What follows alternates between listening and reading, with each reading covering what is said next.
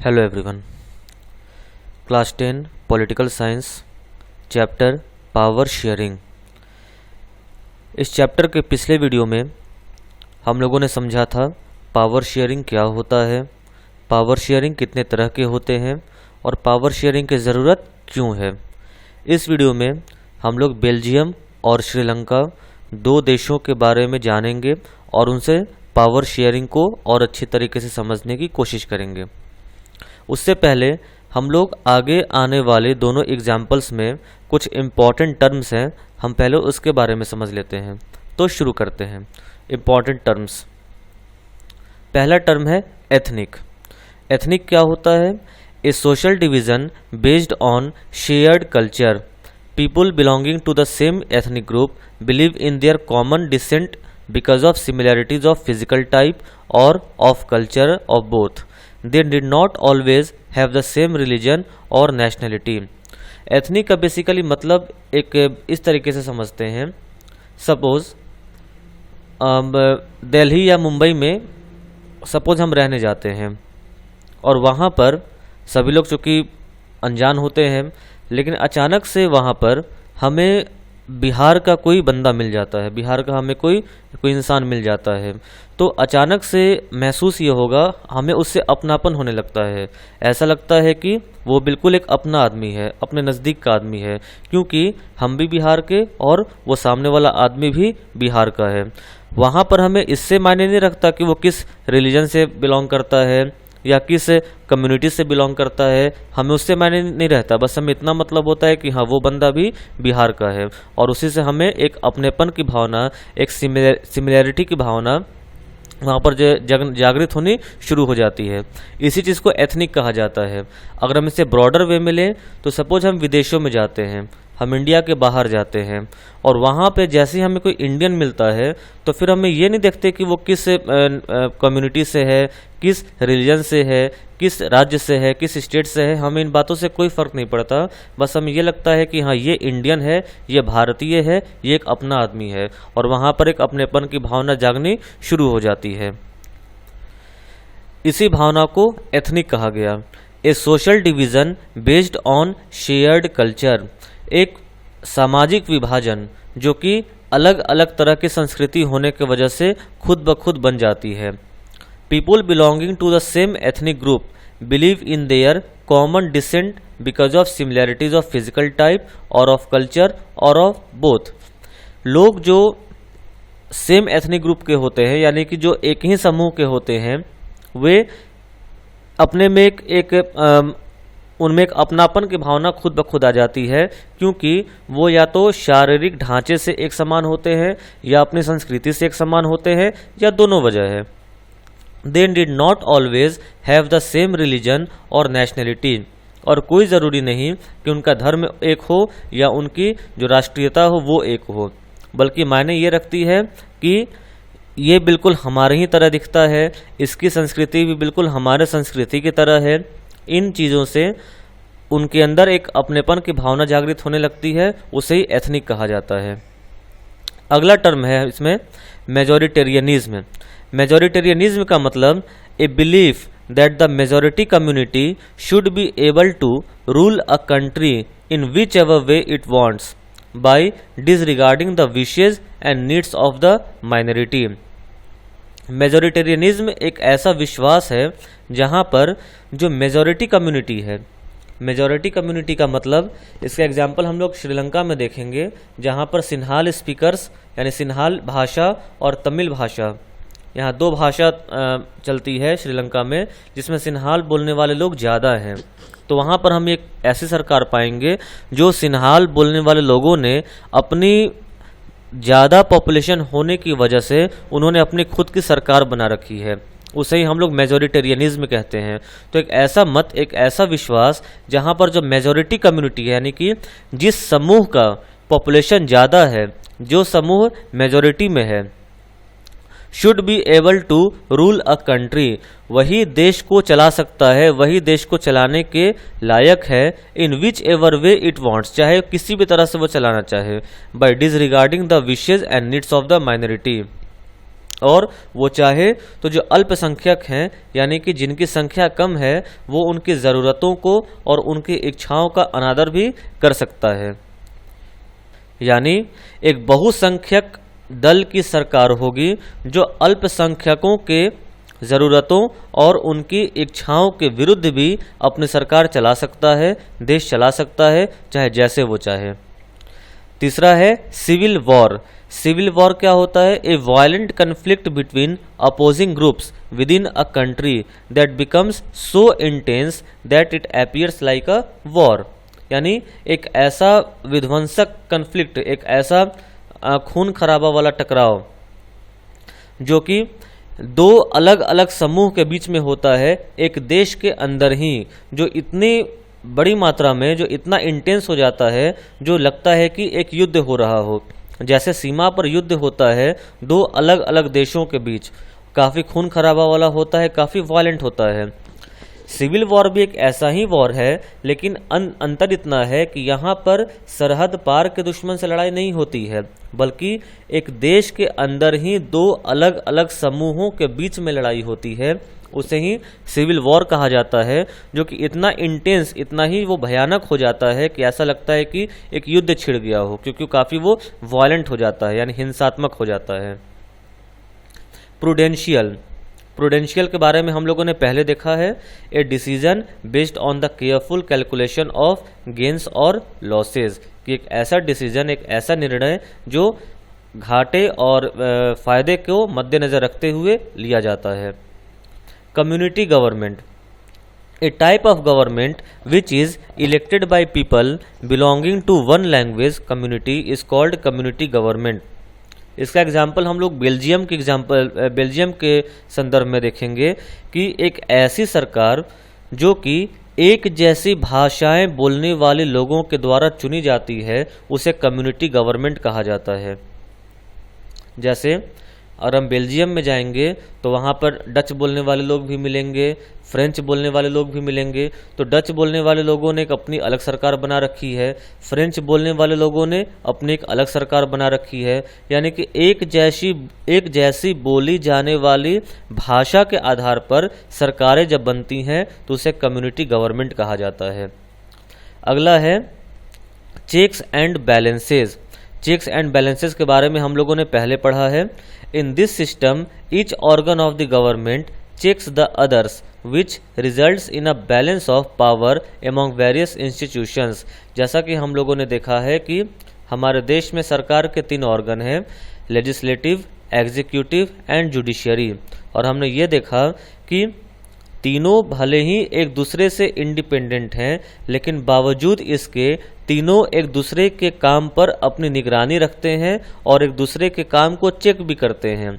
जैसे कानून बनाने वाला वो अपनी मर्जी से कोई भी कानून नहीं बना सकता, बल्कि कानून जिन्हें पालन करना है उन लोगों को ध्यान में रखते हुए ही कानून बनाएंगे। वे अपनी मर्जी से कोई भी ऐसा कानून नहीं बना सकते जिसको पालन करना ही मुश्किल हो। तो यहाँ पर जो लेजिस्लेटिव कानून बनाने वाले हुए और एग्जीक्यूटिव कानून को पालन करने वाले हुए, तो यहाँ पर जो एग्जीक्यूटिव हैं उन्होंने लेजिस्लेचर पर यानी कि लेजिस्लेटिव पर अपना कंट्रोल बनाया है। ठीक उसी तरह से जो कानून जो पालन करने वाले हैं वे अपने मन मर्जी से कोई कानून पालन नहीं कर सकते कि जैसा वो चाहे वैसा ही कानून बन जाएगा। नहीं, उसके भी कुछ सीमाएं हैं, कुछ दायरे हैं। यानी कि यहाँ पर जो लेजिस्लेचर है उसने एग्जीक्यूटिव पर अपना कंट्रोल बनाया है, और अगर कानून पालन करने वाला जो कानून बन चुका है उसे सही तरीके से पालन नहीं कर रहा है, या कानून बनाने वाले ने कोई ऐसा कानून बना दिया जिसे कानून पालन करने वाले पालन नहीं कर सकते हैं, तो इसके विपक्ष में वो जुडिशियरी के पास यानी कि न्यायपालिका के पास जा सकते हैं, जहाँ पर वो उन दोनों पक्ष की बातों को सुनेंगे। यानी कचहरी में दोनों पक्ष की बातों को सुना जाता है और जो उचित फैसला लिया जाता है। इस तरीके से सरकार के तीनों ऑर्गन एक दूसरे पर चेक लगाते हैं और एक दूसरे के काम को नियंत्रण करके उसे बैलेंस करते हैं ताकि कहीं से भी कुछ गलत ना हो जाए। इसी प्रोसेस को चेक्स एंड बैलेंसेस कहा जाता है कि सिस्टम में each organ of the government की सरकार की जो हर एक इकाई होती है चेक्स द अदर्स, वो एक दूसरे के काम पर अपना नियंत्रण रखती है, विच results in a balance of powers among various institution, जिसका परिणाम क्या होता है कि उनकी शक्तियां जो हैं वह काफ़ी स्थिर होती हैं, काफ़ी बैलेंस होती हैं, कोई भी अपनी शक्तियों का मनमाना उपयोग, मनचाहा उपयोग नहीं कर सकता है। अगला है रिजर्व्ड कंस्टिट्यूएंसीज। रिजर्व्ड कंस्टिट्यूएंसीज का मतलब कि संसद में या असेंबलीज में कुछ सीटें अल्पसंख्यकों के लिए रिजर्व कर दी जाती हैं, आरक्षित कर दी जाती हैं, ताकि उन्हें भी सत्ता में समानाधिकार मिल सके। यानी ऐसा न हो कि अल्पसंख्यक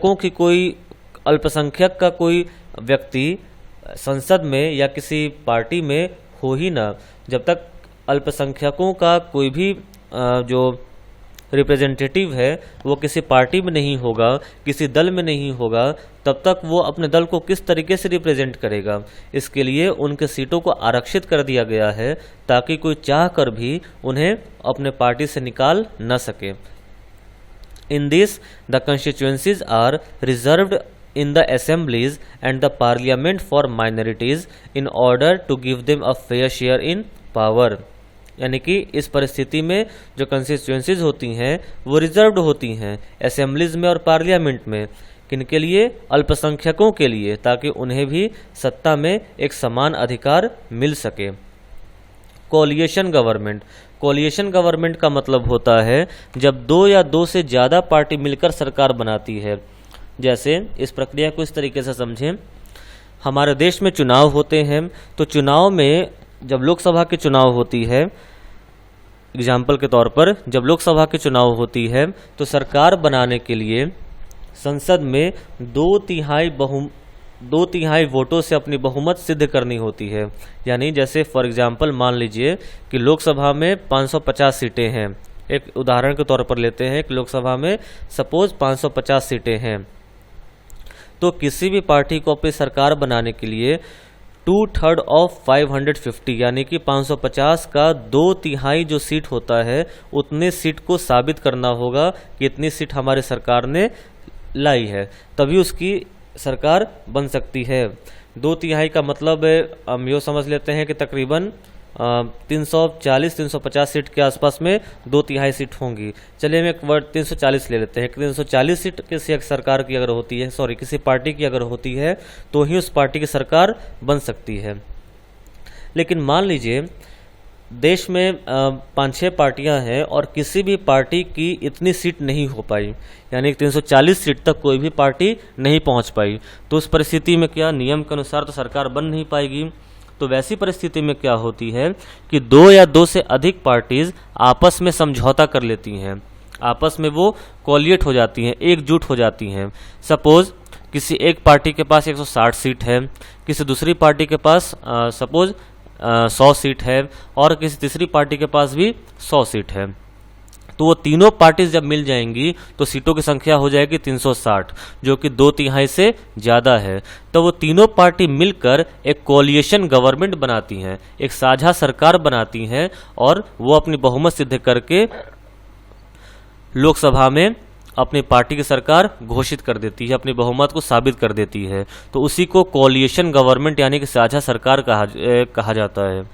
तो कोलिएशन गवर्नमेंट का मतलब जब 2 या 2 से ज़्यादा पार्टी जब मिल जाती हैं, एक दूसरे के साथ अलायंस कर लेती हैं और अपनी बहुमत को साबित करके जब सरकार बनाती हैं तो उसे ही कोलिएशन गवर्नमेंट कहा जाता है। When the alliance of 2 or more parties gets elected and forms a government, it is known as the coalition government। जब 2 या 2 से ज़्यादा पार्टी जब अलायंस करती हैं, एकजुट हो जाती हैं और वो चुनी जाती हैं और सरकार बनाती हैं, तभी उसे कोलिएशन गवर्नमेंट कहा जाता है, साझा सरकार कहा जाता है। तो ये तो बात हुई इम्पॉर्टेंट टर्म्स के बारे में, कुछ टर्म्स जो हम लोगों ने पहले भी पढ़ चुके हैं और कुछ टर्म्स जो भी अब आगे आने वाले बेल्जियम और श्रीलंका के केस में हमें जानने को देखने को मिलेंगे। तो आगे शुरू करते हैं हम लोग स्टोरी ऑफ बेल्जियम। बेल्जियम की कहानी से हम लोग एग्जाम्पल्स को शुरू करते हैं। अ कंट्री इन यूरोप, बेल्जियम एक यूरोप का एक देश है, यूरोप में एक देश पाया जाता है जिसका नाम है Belgium. Have borders with France, the Netherland, Germany and Luxembourg. यानी बेल्जियम जो है वो फ्रांस, नीदरलैंड, जर्मनी और लुक्सेमबर्ग इन चारों देशों से घिरा हुआ है। इन चारों देशों, ये बेल्जियम की जो बाउंड्री है इन चारों देशों को छूती है। Ethnic composition is very complex. और बेल्जियम की जो एथनिक कंपोजिशन है वह बहुत ही जटिल है। किस तरीके से समझते हैं उसे, ये एग्जामिनेशन पॉइंट ऑफ व्यू से भी काफ़ी इंपॉर्टेंट है। पहला, 59% of people lives in Flemish region and speaks Dutch language. यानी कि बेल्जियम में 59% लोग जो फ्लेमिश रीजन में रहते हैं वो डच बोलते हैं, या डच एक भाषा है, तो 59% लोग डच भाषा बोलते हैं। 40% of people lives in Wallonia region and speaks French language. 40% लोग वॉलोनिया रीजन में रहते हैं और वो फ्रेंच बोलते हैं। 1% बेल्जियंस स्पीक जर्मन लैंग्वेज। और जो बचे हुए 1% लोग हैं वो जर्मन भाषा बोलते हैं। तो समझिए कि टोटल 59% लोग डच बोलते हैं, 40% फ्रेंच बोलते हैं और 1% जर्मन बोलते हैं। ये तो हुई पूरे देश की बात। इन ब्रुसेल्स, यानी बेल्जियम की राजधानी ब्रुसेल्स में 80% speaks French and 20% speaks Dutch. यानी कि जो कैपिटल सिटी है ब्रुसेल्स, उसमें 80% लोग फ्रेंच बोलते हैं और 20% लोग डच बोलते हैं। इसे फिर से समझिएगा, पूरे देश में 59% यानी कि 59% लोग डच बोलते हैं, 40% पीपल फ्रेंच बोलते हैं और 1% पीपल जर्मन बोलते हैं। ये पूरे देश की बात हो रही है, पूरे बेल्जियम की बात हो रही है। अब उससे सिर्फ कैपिटल सिटी में आते हैं, ब्रुसेल्स में आते हैं, तो ब्रुसेल्स में 80% फ्रेंच बोलते हैं और 20% डच बोलते हैं। यानी कि पूरे देश में जो मेजॉरिटी है वो डच स्पीकिंग पीपल की है और माइनॉरिटी फ्रेंच स्पीकिंग पीपल की है। लेकिन कैपिटल सिटी में मेजॉरिटी फ्रेंच स्पीकिंग पीपल की है और माइनॉरिटी डच स्पीकिंग पीपल की है। The minority French speaking community was very rich as compared to Dutch speaking community which led tension between the two। यानी कि पूरे देश में अगर हम लोग देखें तो जो माइनॉरिटी है वो फ्रेंच की है क्योंकि वो 40% है और मेजॉरिटी डच की है क्योंकि वो 59% है। तो पूरे देश की जो माइनॉरिटी है फ्रेंच स्पीकिंग जो कम्युनिटी है वह ज़्यादा अमीर है as compare to Dutch speaking people. यानी कि फ्रेंच बोलने वाले लोग तो बहुत कम हैं लेकिन वो डच बोलने वाले लोगों से ज़्यादा समृद्ध हैं, ज़्यादा पैसे वाले हैं। The tension was more acute in Brussels which have a social problem. लेकिन ये जो टेंशन थी, ये जो तकरार थी वह ब्रुसेल्स में ज़्यादा थी, यानी जो कैपिटल सिटी है वहाँ पर ये जो तकरार थी वह काफ़ी ज़्यादा थी। ज़्यादा क्यों थी? The Dutch speaking community has majority in country but minority in the capital. यानी डच बोलने वाले लोगों की जो संख्या थी वह पूरे देश में तो ज़्यादा थी लेकिन कैपिटल सिटी में कम थी। जैसा कि हम लोग फिर से समझते हैं, ब्रुसेल्स की एथनिक कंपोजिशन क्या है सरल भाषा में कि 59% डच बोलते हैं, 40% फ्रेंच बोलते हैं, 1% जर्मन बोलते हैं। ये पूरे देश की एथनिक कंपोजिशन हुई, पूरे बेल्जियम की 59% डच, 40% फ्रेंच एंड 1% जर्मन। लेकिन कैपिटल सिटी में 80% फ्रेंच और 20% डच है। दैट मीन्स कि जो डच स्पीकिंग कम्युनिटी है जो पूरे देश में एक मेजॉरिटी कम्युनिटी है लेकिन कैपिटल सिटी में माइनॉरिटी कम्युनिटी है। तो यही वहाँ पर टेंशन की बहुत बड़ी वजह थी कि डच कम्युनिटी जो पूरे देश में जिनकी तादाद सबसे ज़्यादा है लेकिन कैपिटल सिटी में उनकी तादाद सबसे कम है, और फ्रेंच स्पीकिंग कम्युनिटी जो पूरे देश में माइनॉरिटीज़ हैं यानी कि 40% हैं, वो डच स्पीकिंग पीपल से ज़्यादा समृद्ध हैं, ज़्यादा रिच हैं। तो ये तो एक स्थिति हुई बेल्जियम की। आइए अब हम एक स्थिति समझते हैं श्रीलंका की कि श्रीलंका में क्या स्थिति चल रही थी। Story of Sri Lanka. तो श्रीलंका में Sri Lanka has a diverse population. कैसे, किस तरीके से? The major social groups are the Sinhala speakers 74% and Tamil speakers 18%। यानी वहाँ पर जो ज़्यादातर सोशल ग्रुप्स थे वो सिन्हाल बोलने वाले लोग, सिन्हाल एक भाषा का नाम है जो श्रीलंका में बोली जाती है। तो जो ज़्यादातर जो ग्रुप्स थे वो सिन्हाल बोलने वाले लोगों की संख्या थी, जो कि थी 74%, 74%। और जो माइनॉरिटीज़ थी वो थी तमिल, यानी कि 18%, यानी कि 18% लोग तमिल बोलते थे और 74% लोग सिन्हाल बोलते हैं श्रीलंका में।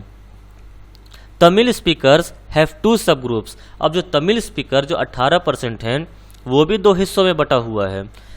किन 2 हिस्सों में? Sri Lankan Tamils and Indian Tamil. यानी एक तो श्रीलंकन तमिल जो श्रीलंका के ही निवासी हैं वैसे तमिल पीपल, और दूसरे तमिल पीपल जो कि भारत से श्रीलंका लाए गए। तो 13% लोग श्रीलंका, यानी कि श्रीलंका में रहने वाले वहाँ के लोकल निवासी हैं जो तमिल बोलते हैं। लेकिन जो 5% हैं वो भारतीय तमिल हैं, यानी कि जब भारत जब अंग्रेज़ों के अधीन था, जब अंग्रेज़ों का जब गुलाम देश था भारत, उस वक्त अंग्रेज़ क्या करते थे कि भारत से यहाँ के मज़दूरों को उठाकर और दूसरे देशों में स्लेव्स बनाकर, दास बनाकर ले जाते थे और वहाँ पर उनसे मजदूरी करवाते थे।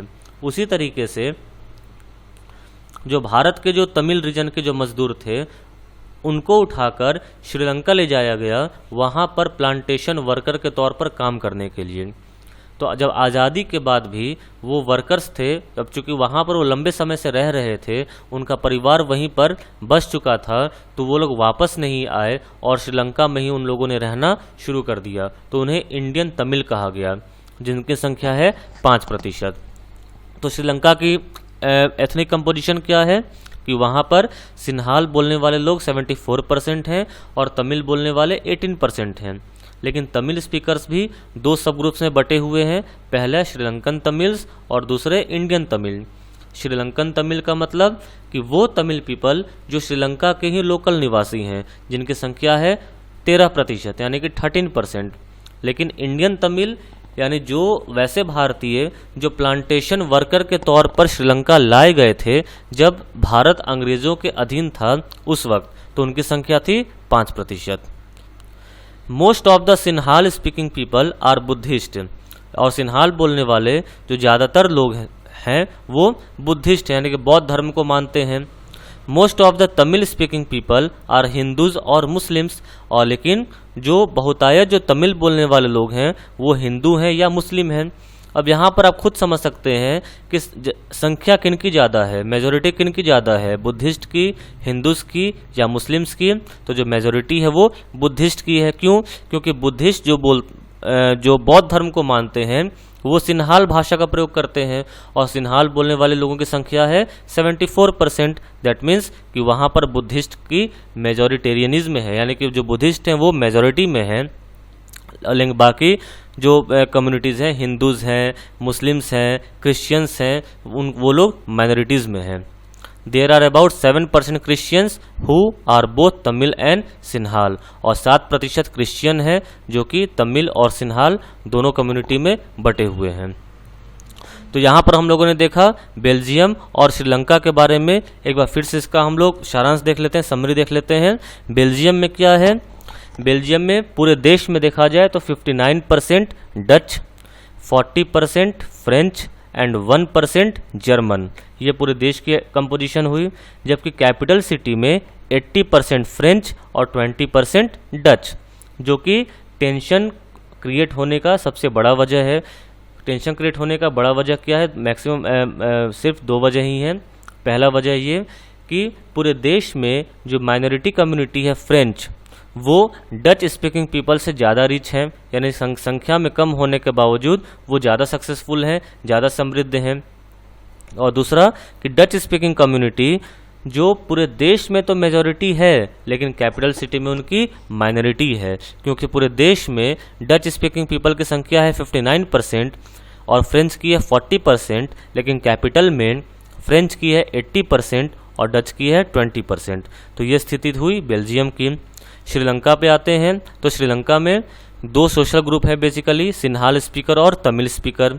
सिन्हाल स्पीकर हुए 74%, तमिल स्पीकर हुए 18%, 18%। उसमें भी तमिल स्पीकर 2 भाग में बटे हुए हैं, श्रीलंकन तमिल एंड इंडियन तमिल। श्रीलंकन तमिल 13%, 13%, यानी वैसे तमिल बोलने वाले जो श्रीलंका के लोकल निवासी हैं। इंडियन तमिल 5%, यानी कॉलोनियल पीरियड के दौरान प्लांटेशन वर्कर के तौर पर जिन लोगों को श्रीलंका ले आया गया था दास बनाकर, स्लेव्स बनाकर, और यहीं पर वो परमानेंट रहना शुरू हो गए, उनको इंडियन तमिल कहा गया। उनकी संख्या 5%। जो most of the Sinhala speakers हैं वो बुद्धिस्ट हैं, बौद्ध धर्म को मानते हैं, जबकि most of the Tamil speaking people Hindus या मुस्लिम हैं, और 7% क्रिश्चियन हैं जो कि तमिल स्पीकिंग पीपल भी हैं और सिन्हाल भी हैं। तो ये कंपोजिशन है श्रीलंका की, और वो कंपोजिशन थी बेल्जियम की। अब इन दोनों देशों ने अपने देश में किस तरीके से पावर को शेयर किया और उसके क्या कॉन्सिक्वेंसेज हुए, हम इसके बारे में चर्चा करते हैं। तो सबसे पहले हम आते हैं श्रीलंका पर। तो श्रीलंका में सरकार लगाई गई मेजोरिटेरियनिज्म इन श्रीलंका, यानी कि श्रीलंका में जो मेजोरिटेरियनिज्म है, यानी कि जिस कम्युनिटी की मेजॉरिटी है, जो कम्युनिटी ज़्यादा संख्या में है, उसकी सरकार बनेगी, यह नियम लगाया गया श्रीलंका में। Sri Lanka got independence in 1948। Sri Lanka को 1948 में आज़ादी मिली थी। The Sinhal community wanted to dominate over the government due to their majority। और चूँकि सिन्हाल जो कम्युनिटी है, सिन्हाल बोलने वाले लोगों की संख्या वहाँ पर ज़्यादा थी, तो वो चाहते थे कि मेजॉरिटी होने की वजह से उनकी ही सरकार बननी चाहिए। To establish Sinhala supremacy the government elected the policy of majoritarianism. और सिन्हाल सुप्रीमेसी को इस्टेब्लिश करने के लिए, यानी कि सिन्हाल का डोमिनेंट इस्टेब्लिश करने के लिए वहाँ के सरकार ने मेजोरिटेरियनिज्म नियम को लगाया। और जैसा कि हमने इंपॉर्टेंट टर्म में पढ़ रखा है कि मेजोरिटेरियनिज्म क्या होती है, एक वैसी कम्युनिटी की सरकार जो अपने देश को जिस तरीके से चाहे उस तरीके से चला सकती है, चाहे वो माइनॉरिटीज़ के नीड्स और विशेष, यानी कि इच्छाओं की और उनकी ज़रूरतों को मद्देनज़र रखे या न रखे। तो श्रीलंका में सिन्हाल सुप्रीमेसी को इस्टेब्लिश करने के लिए मेजोरिटेरियनिज्म लागू कर दिया गया। In 1956 an act was passed to make Sinhala as the official language. और 1956 में एक कानून पास किया गया जिसमें सिन्हाल को ऑफिशियल लैंग्वेज यानी पूरे देश की राजकीय भाषा घोषित कर दी गई। A new constitution stipulated that the state shall protect and foster Buddhism. और एक नया संविधान लागू किया गया जिसमें यह कहा गया कि देश के पास अधिकार सुरक्षित है कि वो बौद्ध धर्म का प्रचार प्रसार पूरे तरीके से करे और उस धर्म की रक्षा करे। This make Sri Lankan Tamils to feel alienated, discriminated against them in jobs and their interest. और जब यह नियम लागू हुआ तो श्रीलंकन तमिल्स को ऐसा लगने लगा कि वो श्रीलंका में रहते हुए भी श्रीलंका देश के हिस्सा नहीं हैं। एलियनेटेड का मतलब जैसे एलियंस कौन होते हैं? जो हमारे देश के नहीं होते, वो दूसरे ग्रहों से, दूसरे देशों से आए होते हैं। तो एलियन से ही एलियनेटेड शब्द बना है कि वे अब एलियनेटेड फील, खुद को अलग थलग महसूस करना उन लोगों ने शुरू कर दिया। किन्होंने? श्रीलंकन तमिल्स ने। क्योंकि श्रीलंका में जो भी नियम कानून लागू हुए वो सिन्हाल स्पीकिंग को और बौद्ध धर्म को ध्यान में रखते हुए लागू किए गए, इनके लिए कुछ किया ही नहीं किया गया। तो this make Sri Lankan Tamils to feel alienated, कि श्रीलंकन तमिल्स ने खुद को अलग थलग समझना शुरू किया। Discriminated against them in jobs and their interest, और यहाँ तक कि नौकरियों में और उन जिन चीज़ों में उनकी रुचि थी उन चीज़ों में भी अब उनसे भेदभाव किया जाने लगा। The Sri Lankan Tamils launched parties and struggles for the recognition of Tamil as official language but always get failed. Sri Lankan Tamils ने बहुत कोशिश की, उन्होंने बहुत सारे पॉलिटिकल पार्टीज बनाए, उन्होंने बहुत सारे संघर्ष किए ताकि तमिल को भी ऑफिशियल लैंग्वेज की पहचान मिल सके, लेकिन वो हमेशा फेल होते चले गए। कभी भी उनकी जो प्लानिंग थी वो सक्सेस नहीं हो पाई। By 1980, several political organizations was formed demanding an independent Tamil Elam in northern and eastern parts of Sri Lanka। 1980 आते आते बहुत सारी ऐसी पॉलिटिकल ऑर्गेनाइजेशंस थीं जिन्होंने एक डिमांड किया कि एक सेपरेट तमिल एलम का मतलब होता है राज्य, कि एक सेपरेट तमिल राज्य बना दिया जाए। उस श्रीलंका के नॉर्दर्न यानी कि उत्तरी और पूर्वी क्षेत्र में श्रीलंका के एक सेपरेट तमिल क्षेत्र, एक तमिल राज्य बना दिया जाए, जहां पर तमिल स्पीकिंग पीपल अलग थलग बिल्कुल रहेंगे और अपनी सरकार वहां पर चलाएंगे। The distrust between two communities led to the civil war. और ये जो अविश्वास था उन दोनों दलों का, उसका वजह से सिविल वॉर होने शुरू हो गए। सिविल वॉर टर्म के बारे में भी हम लोगों ने पहले पढ़ा कि एक वायलेंट कन्फ्लिक्ट होता है दो कम्युनिटी के बीच विद इन अ कंट्री, एक देश के अंदर ही, which is so intense that वो इतना इंटेंस होता है, इतना खतरनाक होता है that look likes a war, जो कि ऐसा प्रतीत होता है कि युद्ध ही हो रहा हो।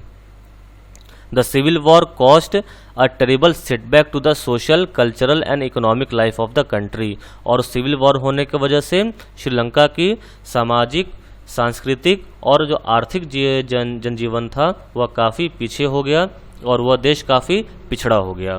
तो श्रीलंका ने अपनी समस्या का समाधान कैसे निकाला? उसने मेजोरिटेरियनिज्म लगा दिया, यानी कि जिस दल की अधिकता थी, जो दल बहुसंख्यक में था, उसी की सरकार बना दी गई। उस दल का जो रिलीजन था उसे ही ज़्यादा प्रमोट किया गया, जिसके वजह से जो श्रीलंकन यानी जो तमिल स्पीकिंग पीपल थे वो खुद को अलग थलग समझना उन्होंने शुरू कर दिया और उनके साथ भेदभाव भी किया जाने लगा। उन्होंने बहुत सारे स्ट्रगल किए, संघर्ष किया ताकि तमिल को भी ऑफिशियल लैंग्वेज की श्रेणी में रखा जाए, लेकिन हमेशा वो फेल होते चले गए। फिर 1980 में बहुत सारे पॉलिटिकल ऑर्गेनाइजेशंस बने जिन्होंने डिमांड किया कि एक सेपरेट तमिल स्टेट बना दिया जाए ताकि वो शांतिपूर्वक श्रीलंका के उत्तरी और पूर्वी क्षेत्र में रह सकें, जिसके वजह से दोनों दलों के बीच में काफ़ी अविश्वास फैला और उसने सिविल वॉर का रूप ले लिया। और उस सिविल वॉर की वजह से देश की सामाजिक, राजनीतिक, सांस्कृतिक और आर्थिक क्षति हुई, जिसने श्रीलंका को काफ़ी पीछे कर दिया। तो ये हमने स्थिति देखी श्रीलंका की। अब आइए हम समझते हैं कि बेल्जियम ने अपने एथनिक कंपोजिशन को किस तरह से लिया। एकोमोडेशन इन बेल्जियम, यानी कि बेल्जियम की समझदारी।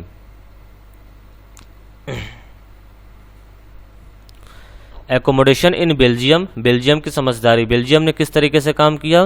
Belgium leaders amended their 4 times between 1970 and 1993। यहाँ पर कॉन्स्टिट्यूशन वर्ड छूट गया है। Belgium leaders amended their constitution 4 times between 1970 and 1993 to enable everyone to live together in the same country। यहाँ देयर के बाद कॉन्स्टिट्यूशन वर्ड होगा, अपने नोट्स में ऐड कर लीजिएगा कि बेल्जियम के जो नेता थे, लीडर्स थे, उन्होंने संविधान में 1970 से लेकर 93 के बीच में 23 सालों के अंदर संविधान में 4 बार अमेंडमेंट किया, सुधार किया, ताकि वहाँ पर हर तरह के, हर तबके के जो लोग हैं वह एक ही देश में शांतिपूर्वक मिलजुल कर खुशी खुशी रह पाएं। The path of accommodation adopted in Belgium were और the elements of the Belgium model were. अब बेल्जियम ने किस तरीके से अपने संविधान को लागू किया उसके बारे में हम लोग समझते हैं। बोर्ड्स के हिसाब से काफ़ी इंपॉर्टेंट है, क्वेश्चंस आ सकते हैं कि what were the elements of the Belgium model और what were the path of accommodation that was adopted in Belgium. तो किसी भी तरीके से क्वेश्चन आ सकता है, जिसका आंसर यहाँ है। First point, Dutch and French speaking ministers shall be equal in central government, यानी केंद्र सरकार में डच और फ्रेंच स्पीकिंग जो मिनिस्टर हैं वो बराबर की संख्या में होंगे। कि भले ही डच की मेजॉरिटी है और फ्रेंच स्पीकिंग की माइनॉरिटी है, लेकिन बावजूद इसके केंद्र सरकार में जो पार्टी बनेगी उसमें डच और फ्रेंच मिनिस्टर बराबर बराबर की संख्या में होंगे। यानी कि ऐसा नहीं कि डच की संख्या ज़्यादा कर दी गई और फ्रेंच की संख्या मिनिस्टर्स की कम कर दी गई, बिल्कुल नहीं। वो भले ही स्पीकिंग के टर्म्स में मेजॉरिटी और माइनॉरिटी हैं, लेकिन जहाँ पर सत्ता की बात आती है वहाँ पर दोनों बराबर हैं। Many powers of central government have been given to state governments, कि केंद्र सरकार की बहुत सारे शक्तियों को राज्य सरकार को सौंप दी गई। State government are not the subordinates of the central government, और यह डिक्लेयर कर दिया गया कि जो राज्य सरकार है वह केंद्र सरकार के अधीन होकर काम नहीं करेगी, यानी कि राज्य सरकार फुल्ली इंडिपेंडेंट है सेंट्रल गवर्नमेंट से। State government is independent to the central government.